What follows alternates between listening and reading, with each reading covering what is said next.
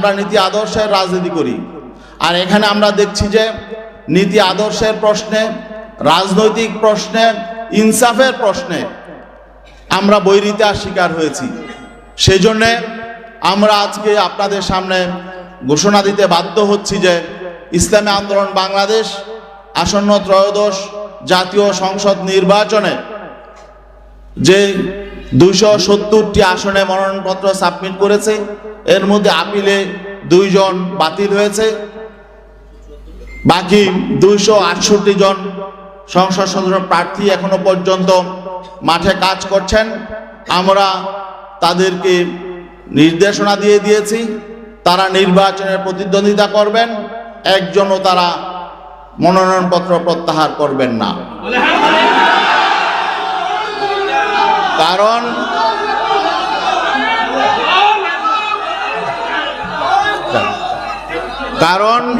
কারণ আমরা ইসলামী জনতার যে প্রত্যাশা, যে এখানে একটা বিষয় স্পষ্ট করে বলতে হয় যে আমরা কেন এই সিদ্ধান্তে আসলাম। জানেন যে এখানে বাংলাদেশ জামাতে ইসলামী একটি বড় শক্তি ছিল, অস্বীকার করার সুযোগ নেই। তাদের শক্তি সামর্থ্য অনেক বেশি, ঠিক আছে, কিন্তু আমরা আদর্শিকভাবে, নৈতিকভাবে আমরা কারো চেয়ে দুর্বল নই। আজকে আমাদের দুঃখজনক বাস্তবতা হলো, আমরা অবাক বিস্ময়ের সঙ্গে দেখলাম জামাতে ইসলামী সম্মানিত আমির জনাব ডাক্তার শফিকুর রহমান, তিনি স্পষ্ট করে বলেছেন যে তারা ক্ষমতায় গেলে প্রচলিত আইন অনুযায়ী রাষ্ট্র পরিচালনা করবেন। এবং তিনি যে খ্রিস্টান সম্প্রদায়ের প্রতিনিধির সঙ্গে কথা বলছিলেন, সেই খ্রিস্টান সম্প্রদায়ের একজন সম্মানিত নারী, তিনি স্পষ্ট করে বলেছেন যে আমরা আশ্বস্ত হয়েছি যে জামাতের আমির শরিয়া আইন প্রতিষ্ঠা করবেন না, এই ওয়াদা তিনি করেছেন, এই জন্য আমরা আশ্বস্ত হয়েছি। তো এখন বাকি এই বিষয়টা যখন আমরা জানতে পারলাম, তখন আমরা স্পষ্ট হয়ে গেলাম যে আমরা যেই লক্ষ্য নিয়ে চলছি সেই লক্ষ্য অর্জিত হবে না। কারণ আজকে যখন রাষ্ট্র ক্ষমতা যাওয়ার মতো একটা পরিস্থিতি তৈরি হয়েছে, এখন যারা প্রধান শক্তি তারাই যদি ইসলামের সুমহানী আদর্শ থেকে ভিন্ন দিকে চলে যায়, তারা যদি ইসলামী আইনের প্রতি তাদের আস্থা না থাকে, তাহলে আমরা যে কর্মী সমর্থক নিয়ে সারা দেশে ইসলামের পক্ষে কাজ করে যাচ্ছি, এই স্বপ্নই থেকে যাবে। এবং আজকে আমরা অবাক বিস্ময়ের সাথে লক্ষ্য করছি, জামাতে ইসলামী বাংলাদেশের সারা দেশে লক্ষ লক্ষ কর্মী সমর্থক আছেন। আমরা জানি বাংলাদেশ জামাতে ইসলামী তাদের জন্মের পর থেকে একটা মৌলিক স্লোগান ছিল যে আল্লাহর আইন চাই, সৎ লোকের শাসন চাই। ক্ষমতায় যাওয়ার মতো অবস্থা তৈরি হয়েছে, তখন তারা আল্লাহর আইন থেকে সরে গেলেন। তারা প্রচলিত আইনে রাষ্ট্র পরিচালনা করবেন, এই কথা যখন ঘোষণা করলেন, তখন আমাদের প্রশ্ন জাগে যে সারা বাংলাদেশে এই বাংলাদেশ জামাতে ইসলামীর নেতা কর্মীদের এই যে আবেগ অনুভূতি, এই বিষয়টার প্রতি তারা আসলে খেয়াল করে নাই। আমাদের যেটা মনে হয়েছে, তারা ক্ষমতাটাকেই একমাত্র মুখ্য মনে করছে। তো এখন আমরা আসলে তাদের ক্ষমতায় যাওয়ার পথে বাধা হতে চাই না। আমরা বিনয়ের সাথে বলতে চাই, আমরা এই প্রচলিত আইনে বিগত 54 বছর রাষ্ট্র পরিচালিত হয়েছে। এই প্রচলিত আইনে শান্তি প্রতিষ্ঠায়, কল্যাণ প্রতিষ্ঠায় প্রচলিত আইন ব্যর্থ হয়েছে। এই প্রচলিত আইন বৈষম্য তৈরি করেছে। অন্যায় অবিচারের মূল হলো প্রচলিত আইন। অতএব আমরা তো সবসময় বলে আসছি, প্রচলিত আইন পরিবর্তন করে সেখানে আল্লাহর দেয়া আইন এবং ইসলামের সুমহান আইন, যেটা সকলের জন্য সমান এবং ধর্মবর্ণ নির্বিশেষে সকলের অধিকার প্রতিষ্ঠা করবে, আমরা তো সেই আইন প্রতিষ্ঠার জন্য আন্দোলন করি। এখন শেষ মুহূর্তে যদি আমরা দেখি যে আসলে প্রধান যে রাজনৈতিক শক্তি, আমাদের সহযোগী শক্তি ছিলেন, তারা যখন নাকি বলছেন যে না, তারা সে আল্লাহর আইনের পথে চলবেন না, বরং প্রচলিত আইনেই তারা রাষ্ট্র পরিচালনা করবেন, তখন আমরা তাদের সহযোগী হওয়ার জন্য আমরা প্রস্তুত নই। এই জন্যে আমরা মনে করছি এটা আমাদের এই ইসলামপন্থী শক্তির সামনে আমাদের তুলে ধরা দরকার। এই জন্যে আমরা তাদের আবেগের প্রতি শ্রদ্ধা জানাই। অনেকেরই অনেক রকম আবেগ তৈরি হয়েছিল, এই ঐক্যকে নিয়ে আমরা তাদের প্রতি সম্মান শ্রদ্ধা জানাই। আর বিশেষ করে এখনো পর্যন্ত যারা জোটবদ্ধ আছেন, সেখানে আরও ইসলামী সংগঠন আছেন, তাদের প্রতি আমরা শ্রদ্ধা জানাই। তাদের প্রতি আমাদের কোনো বিরূপ ধারণা নেই, তবে আমি তাদেরকে বিনয়ের সাথে অনুরোধ করব, তারা যাতে এই যে জামাত ইসলামীর প্রধান যে বক্তব্যটা দিয়েছেন এইটার ব্যাপারে যদি তাদের নীতি আদর্শের সাথে সাংঘর্ষিক তারা মনে করেন, তারা যাতে একটু ক্লিয়ার হয়ে নেয়। আরেকটি বিষয়, এটা ছিল আমাদের আদর্শিক বিষয়, আর একটা রাজনৈতিক বিষয়ও এখানে আছে। কারণ শুধু একটি কারণেই আমাদের অবস্থান নয়, আরও বেশ কিছু কারণ আছে। মৌলিক কারণগুলো আমি বলছি। রাজনৈতিক বিষয় হলো, যখন আমরা একই পথে হাঁটবো, আমরা যখন সমঝোতার ভিত্তিতে নির্বাচন করব, আমরা যখন আগামীতে পার্লামেন্টে যাব, তখন আমাদের ভোট নিয়ে যারা পার্লামেন্টে যাবেন, আমরা যাদের ভোট নিয়ে পার্লামেন্টে যাব, তাদের পারস্পরিক সমঝোতা, সমন্বয়, সম্মানবোধ থাকতে হবে। জামাতে ইসলামী সম্মানিত আমির ডাক্তার শফিকুর রহমান, তিনি বিএনপি প্রধান জনাব তারেক রহমানের সাথে সাক্ষাৎ শেষে তিনি স্পষ্ট করে বলেছেন যে তারা জাতীয় সরকার, নির্বাচন পরবর্তী জাতীয় সরকার, বিএনপির সঙ্গে জাতীয় সরকার গঠন করবেন এবং বেগম খালেদা জিয়া যে ঐক্যের পাঠাতন তৈরি করে গেছেন, সেই ঐক্যের পাঠাতনে দাঁড়িয়ে আগামী দিনে রাষ্ট্র পরিচালনা করবেন। এখন আমাদের প্রশ্ন হলো, এই যে তিনি একটি অ্যালায়েন্সে আছেন, একটি সমঝোতায় আছেন, এটা একটি মৌলিক প্রশ্ন, আগামীতে জাতীয় সরকার হবে নাকি কোন সরকার হবে, এটা একটা মৌলিক প্রশ্ন। যেহেতু আমাদের প্রতিদ্বন্দ্বী, একটি প্রতিদ্বন্দ্বী শক্তির সাথে গিয়ে উনি নিজে ঘোষণা দিয়ে আসলেন তিনি জাতীয় সরকার করবেন, তাদের ঐক্যের পাঠাতনে দাঁড়িয়ে রাষ্ট্র পরিচালনা করবেন, তাহলে এখানে আমাদের সাথে তো বিষয়টা তিনি ডিসকাস করেন নাই, অন্যান্য শরিকদের সাথে তিনি এককভাবে ঘোষণাটা দিয়ে আসলেন। এখন আমাদের শঙ্কা হলো যে এখানে নির্বাচনের আগে যেহেতু একটা সমঝোতা সমন্বয় প্রতিদ্বন্দ্বী দলের সাথে হয়ে যাচ্ছে, তাহলে নির্বাচনটা আসলে পাতানো নির্বাচন হবে কিনা, এটা কি ইলেকশন হবে নাকি সিলেকশন হবে, এই শঙ্কাটাও আমাদের সামনে চলে এসেছে। তো এই শঙ্কা নিয়ে আমরা তো আসলে মানে সহযোগী হতে চাই না কারো। আমরা চাই একটি প্রতিদ্বন্দ্বিতাপূর্ণ নির্বাচন। বাংলাদেশে স্বাধীনতা পরবর্তী যে নির্বাচনী যে কলঙ্ক হয়েছে, সেই কলঙ্ক থেকে আমরা বেরিয়ে আসতে চাই। আর আমরা এমন সমঝোতার নির্বাচন, নিজেদের মধ্যে ভাগাভাগির নির্বাচন এবং সিলেকশনের নির্বাচন, এটা আমরা চাই নাই, মানুষ এটা চায় না, কিন্তু আমরা সেই আশঙ্কা করছি। সেই আশঙ্কা থেকেও আমরা শঙ্কিত যে আগামী দিনে আসলে সুষ্ঠু, নিরপেক্ষ, গ্রহণযোগ্য নির্বাচন হবে কিনা, নাকি আমাদের সাথে ঐক্য করে তলে তলে আবার ভিন্ন রকম কিছু হবে, এই আশঙ্কাটাও আমাদের মধ্যে দেখা দিয়েছিল। তো এই জন্যে আসলে আমরা মনে করছি এগুলো জনগণের সামনে প্রকাশ করা দরকার। জনগণও বুঝতে পারছে, উপলব্ধি করছে। আমাদের কাছে বিভিন্ন দিক থেকে বিভিন্ন সংবাদ আসছে, বিভিন্ন রাষ্ট্রের সাথে বিভিন্ন পরিকল্পনা করা হচ্ছে, কি হচ্ছে এটাও আমরা জানি না। এখন বিশ্বস্ত, এখানে সমঝোতা সমন্বয় হতে হলে, ঐক্য হতে হলে পারস্পরিক শ্রদ্ধা, বিশ্বাস, আস্থা লাগে। আমরা আস্থা, বিশ্বাস, শ্রদ্ধার জায়গা যখন ভেঙে যায়, তখন তো আসলে সেখানে ঐক্য টিকে না।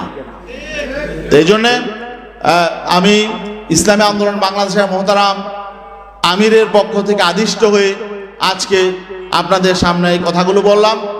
আপনাদের যদি আরো কোনো ব্যাপারে কোনো প্রশ্ন থাকে। ও আরেকটা বিষয়, আমাদের যেহেতু 268 আসনে ক্যান্ডিডেট আছে আর 32টা আসন এখনো ফাঁকা আছে, এই 32 আসনেও আমরা সমর্থন দিব।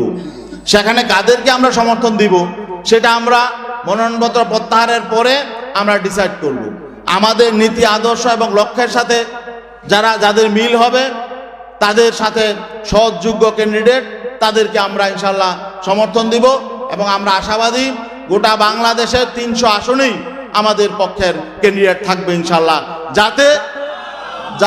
যাতে ওয়ান বক্স, যাতে পিসাব চরমনায় ইসলামের পক্ষে ওয়ান বক্স, সেটা যাতে সঠিক বাস্তবায়ন আগামী নির্বাচনে থাকে, এই জন্য আমরা ইনশাল্লাহ এই ব্যবস্থা আমরা করব। সবাইকে ধন্যবাদ। একজন একজন করে প্রশ্ন করুন। জি, আপনি আপনি আপনি আপনি দাঁড়ান।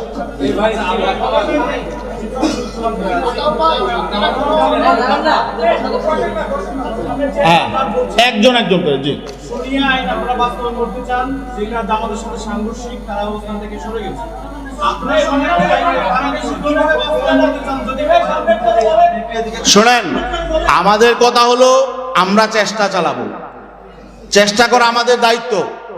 আমরা যদি চেষ্টা না করি, আগে যদি নিয়তই গলত থাকে, আর এখানে তো আমরা ইসলামী আন্দোলন করেছি ইসলাম প্রতিষ্ঠার জন্য, ইসলাম প্রতিষ্ঠার জন্য। এখন ইসলাম যদি আমাদের কাছেই মনে হয় যে এটা অচল, তাহলে সেটা নিয়ে আমরা কেন আগাবো?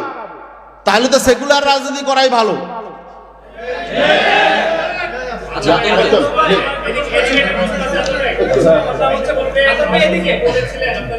বলেছিলেন যদি ক্ষমতায় যাওয়া হয় জামাতের সঙ্গে আপনারা ধীরে ধীরে জনগণ যেভাবে চাই সেভাবে শরিয়া আইন বাস্তবায়ন করবেন। আপনি এখন যেটা বললেন আগে থেকে জামাতে আমিরের বক্তব্যের পরে জামাতের পক্ষ থেকে ওটা ক্লিয়ারিফাই করা হয়েছে যে ক্ষমতায় যাওয়ার পরে সঙ্গে সঙ্গে শরিয়া আইন বাস্তবায়ন হবে না, ধীরে ধীরে জনগণের চাওয়ার আপনাদের মহাসচিবের বক্তব্য। আমরা জামাতের আমিরের বক্তব্য যে ব্যাখ্যা দিয়েছে তাদের স্পোকম্যান জুবায়ের সাহেব, সেটা আমরা শুনেছি। তিনি স্পষ্ট বলেছেন যে আমরা প্রচলিত আইন অনুযায়ী রাষ্ট্র পরিচালনা করব, এটার ব্যাখ্যা প্রয়োজন নেই। এটা আমরা বাঙালি সবাই আমরা এই ব্যাখ্যা বুঝি। আচ্ছা ভাই, আপনারা হচ্ছে একজন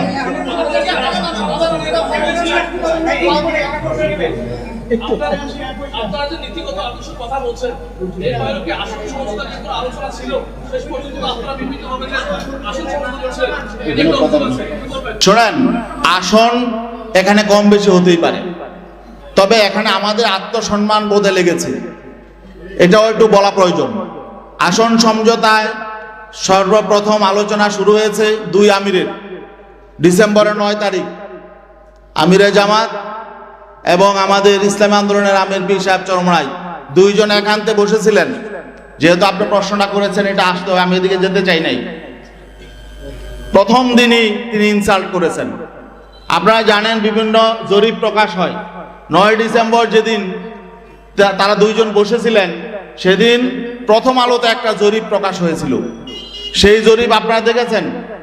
সেই জরিপে প্রকাশ হয়েছিল যে বিএনপিকে চায় 65% মানুষ, জামাতে ইসলামকে চায় 25% মানুষ, আর সেখানে ইসলামী আন্দোলনেরও ছিল একটা, সেটা হলো 0.1% মানুষ। ঠিক আছে, ওই দিন বসার পরে আলোচনা শুরুতেই জামাতের আমির মোহতারাম তিনি আমাদের আমিরকে বললেন যে এই যে কি এই একটা প্রথম আলোতে একটা জরিপ এসেছে দেখেন। তাহলে এটার অর্থ কি? এটার অর্থ হলো যে তাকে ইনসাল্ট করা, যে আপনাদের তো কোনো পয়েন্টই নাই, মানে জনমতে আপনাদের কোনো কি নাই, কোনো 1%ও নাই। 0.1 মানে 1%-এর শতভাগের 1 ভাগ। তো এটা হলো উনি ইনসাল্ট করে শুরু করেছে যাত্রা। সেদিনই মোহতা আমির আমাদেরকে বলেছেন যে তাদের কিন্তু মতলব ভালো নয়, তারা হয়তো আমাদেরকে সাথে বেইনসাফি করবেই। কারণ তিনি আমাকে এই জরিপের কথা কেন আনলেন সেখানে, পরে আমরা দেখলাম শেষ পর্যন্ত তারা এই জরিপের মধ্যেই ছিল। এবং সর্বশেষ মিটিং যখন আমার সঙ্গে হয়, ডক্টর আব্দুল্লাহ মোহাম্মদ তাহের সাহেব তিনিও বললেন যে আপনাদেরকে অনেক আসন দেওয়া হয়ে গেছে, জরিপে তো আপনাদের এত নাই। তখন তিনি আমার দেশের একটা জরিপের কথা সেদিন আনলেন। আপনারা জানেন আমার দেশেও একটা জরিপ প্রকাশ হয়েছিল এবং সেটা হয়তো তারাই করেছে। যাই হোক, জরিপ কারা করে এটা আপনারাও জানেন, এগুলো পেইড এজেন্সি থাকে, এনজিও থাকে, টাকা দিয়া করা হয়। যাই হোক, তো এখানে ওই জরিপের ফলাফলটা রেজাল্টটা কি ছিল, যে সেখানে বিএনপিকে চায় 34% মানুষ, জামাতকে চায় 33% মানুষ, এনসিপিকে চায় 7% আর ইসলামী আন্দোলনকে চায় হইল 3% মানুষ। আচ্ছা বলেন দেখি, জামাতকে যদি 33% মানুষ চায়, এনসিপিকে যদি 7% মানুষ চায়, তো 40% হয়ে যায়। আর 34% বিএনপিকে চায়, তাহলে তো বিএনপির থেকেও এখন যদি এনসিপি তাদের সঙ্গে আছে, বিএনপির যে 6% ভোট তাদের বেড়ে গেছে, এখন তাহলে আমাদের কি আর এখানে অবস্থান থাকে? এখন তখন যখন তারা বলে জরিপে তো তা আসলে আপনাদের তেমন অবস্থান নেই, এখন তাহলে বোঝা গেল যে তারা যে আসন দিয়েছে এটা অনুগ্রহ করে দিয়েছে। আমরা তো কারো অনুগ্রহের পাত্র হয়ে রাজনীতি করতে চাই না। জি, এখন বলেন।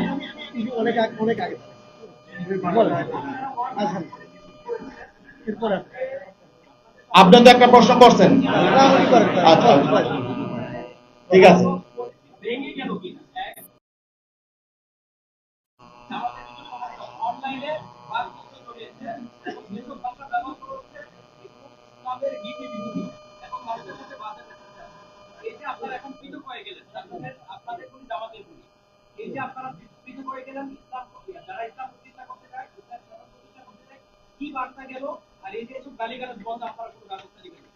প্রথমত যে কথা বলতে চাই, শুধু আমাদের ইসলামপন্থীদের মধ্যে পারস্পরিক নয়, রাজনৈতিক শিষ্টাচার আমরা বজায় রাখবো। আমাদের সকল পর্যায়ের নেতা কর্মী সমর্থকদের প্রতি আমাদের নির্দেশ থাকবে যে কেউ যাতে শালীনতার মাত্রা অতিক্রম না করি।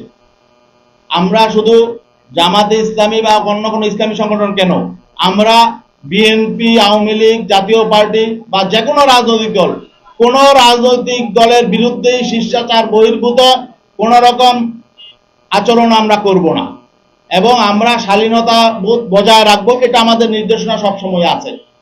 আমি বলবো যে আমরা যাদের সাথে ছিলাম এদের প্রতি আমরা অশ্রদ্ধা করব না, তারাও যাতে শালীনতার মধ্যেই থাকে তাদের প্রতি আহ্বান জানাবো। আরেকটা বিষয় হলো, আপনি বলেছেন যে ওয়ান বক্স পলিসি ঠিক আছে কিনা।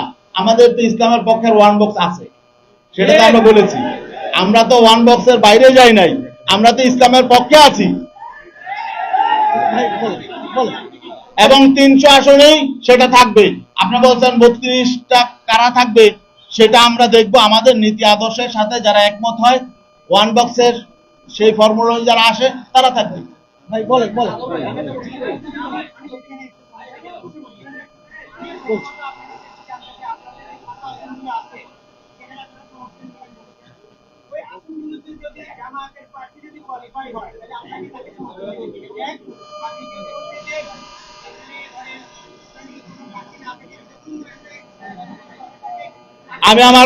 আমি আমার কথা বলেছি যে আমাদের নীতি আদর্শের সাথে যাদের সঙ্গতি থাকবে এবং আমাদের ওয়ান বক্স পলিসির পক্ষে যারা থাকবে তাদেরকে দিব।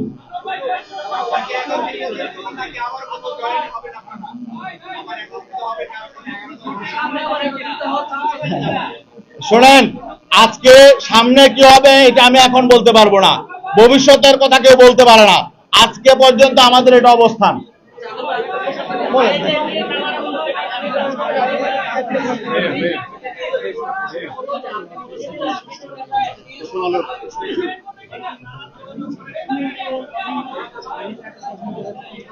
একজন বলেন না ভাই, একটু দাঁড়ান, বলেন আপনি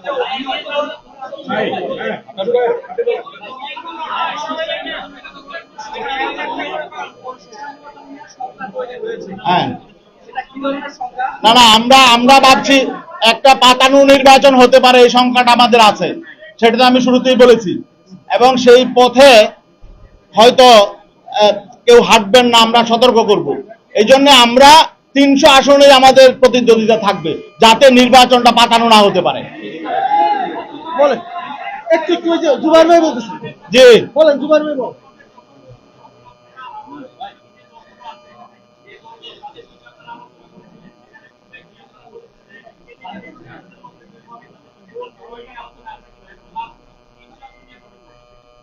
শোনেন, 300 আসনের ব্যাপারে আমি বলেছি 300 আসনে আমাদের প্রার্থী থাকবে এক। আর আমাদের যারা সহযোগী ছিলেন সমমনা, তাদের কাছে আমরা বলেছি এবং আজকে আরো ক্লিয়ার করে দিলাম, তারা যদি ইসলামের পক্ষে ওয়ান বক্সে তারা যদি চায় তাহলে আমাদের সাথে তারা আসতে পারে, দরজা খোলা আছে। আর এবং আমি একটা কথা বলেছি, তারা জামাতকেও প্রশ্ন করতে পারে, যে তাদের এই নীতিগত অবস্থান নিয়ে প্রশ্ন করতে পারে।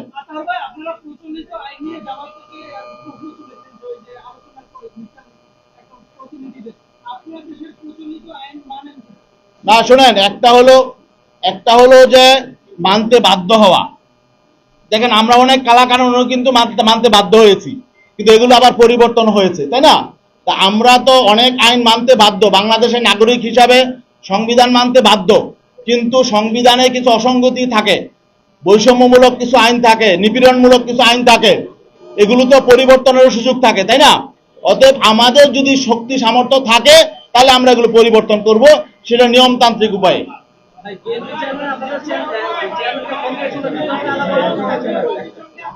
না, বিএনপি চেয়ারপারসন আমাদের নায়েব আমিরকে রিং দিয়েছে এমন একটা ফেসবুকে ছড়িয়েছে, এটার কোনো ভিত্তি নেই।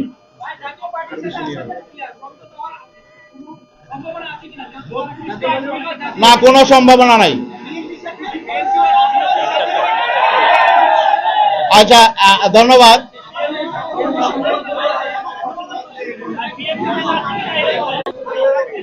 যেহেতু আমরা 300 আসনে নির্বাচন করব, অতএব বাংলাদেশের মানুষ যেহেতু নতুন বন্দোবস্ত চায় এবং ইসলামপন্থী মানুষ আগ্রহী আছে, আশা করি আমরা বিপুল ভোটে বিজয়ী হব ইনশাআল্লাহ। ধন্যবাদ সবাই।